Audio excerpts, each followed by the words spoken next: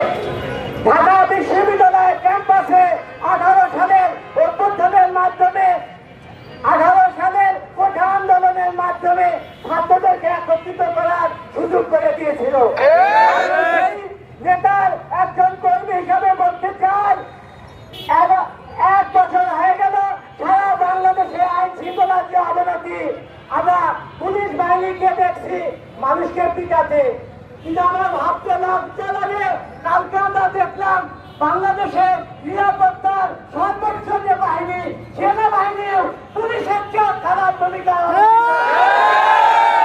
যেহেতু আইন শৃঙ্খলা অবনতি হয়েছে, 1 বছরে কোনো উন্নতি করতে পারেন নাই ওয়াকার সাহেব। আপনি মনে রাখেন, জুলাই গণ আন্দোলনের যোদ্ধাদের গায়ে হাত দিয়েছেন।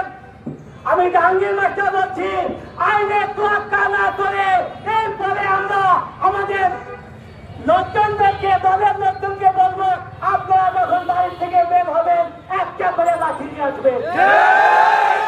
বাহিনী যখন আপনাদের সামনে আইন শিখাতে আসবে, দুটা ঘা লাগাই দিয়ে তারপরে বিচারের ব্যবস্থা করবে।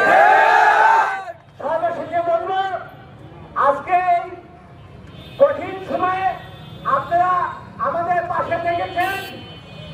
সাংবাদিক ভাইয়েরা, সংবাদকর্মী ভাইয়েরা যে সহযোগিতা করেছেন, আপনাদের প্রতি কৃতজ্ঞতা জানিয়ে আগামী দিনে এই জুলাই যাতে আবার আমাদেরকে নামতে না হয় সেদিকে দৃষ্টি রাখবেন, প্রশাসনকে হুঁশিয়ার করে দিচ্ছি। যদি আবার 24কে দেখে আনতে চান, প্রশাসনের লোক হাসিনা তো পালিয়ে গেছে, পালানোর সুযোগ পাবেন না। এই বলে আমি আমার বক্তব্য শেষ করছি। ধন্যবাদ সবাইকে।